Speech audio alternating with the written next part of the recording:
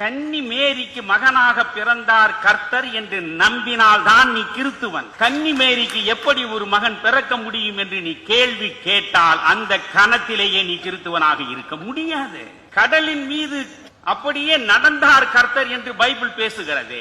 அதை நம்பினால்தான் நீ கிறிஸ்துவன். கடலின் மீது ஒருவன் எப்படி நடக்க முடியும் என்று கேள்வி கேட்டால் நீ கிறிஸ்துவனாக இருக்க முடியாது. பைபிள் பேசுகிறது 5 அப்பங்களும் மீனும் இதை வாங்கினார்கள், அனைவருக்கும் பகிர்ந்து கொடுத்தார்கள். 5000த்திற்கு மேற்பட்டவர்கள் பசியாறிய பின்பும் எஞ்சியது 12 கூடைகளில் நிரம்பி கிடந்தது என்று நீங்கள் சொல்வதை நாங்கள் நம்ப வேண்டும். 33 ஆண்டுகள் இறைவனே அனுப்பி வைத்த வசனங்கள் தான் உங்களுடைய மார்க்கத்தின் வேதம் என்று சொல்வதை நான் ஏற்றுக்கொள்கிறேன். இதை நம்புகிற நீங்கள் காற்றின் வழியாக அந்த முனிசிரேஷ்டர்களின் காதுகளில் விழுந்து அனுபூதியாக வெளியே வந்தவைதான் வேதங்கள் என்று சொன்னால் அதை மட்டும் ஏன் ஏற்க மறுக்கிறீர்கள்? மத உணர்வு மீறி மத வெறியாக மாறி மக்களை பிளவுபடுத்தாதீர்கள்.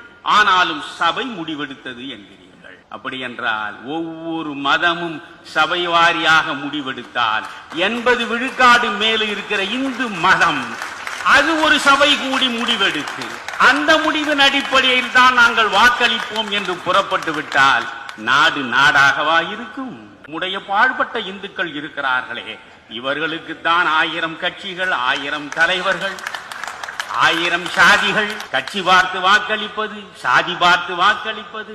என்னை பொறுத்தவரையில் எல்லா மதமும் எனக்கு சம்மதம்.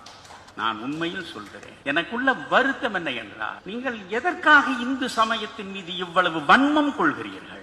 இந்து மதம் தான் சாதியின் உயிர்த்தலம் என்று திரும்ப திரும்ப பேசுகிறீர்களே, உண்மைக்கு மாறாக.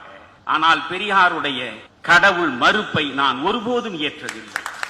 பெரியாருடைய பிராமண எதிர்ப்பு என்று ஒரு குறிப்பிட்டவர்களை தனியாக பிரித்து வெறுக்கக்கூடிய அந்த அணுகுமுறையை நான் ஒரு நாளும் அங்கீகரிப்பதில்லை.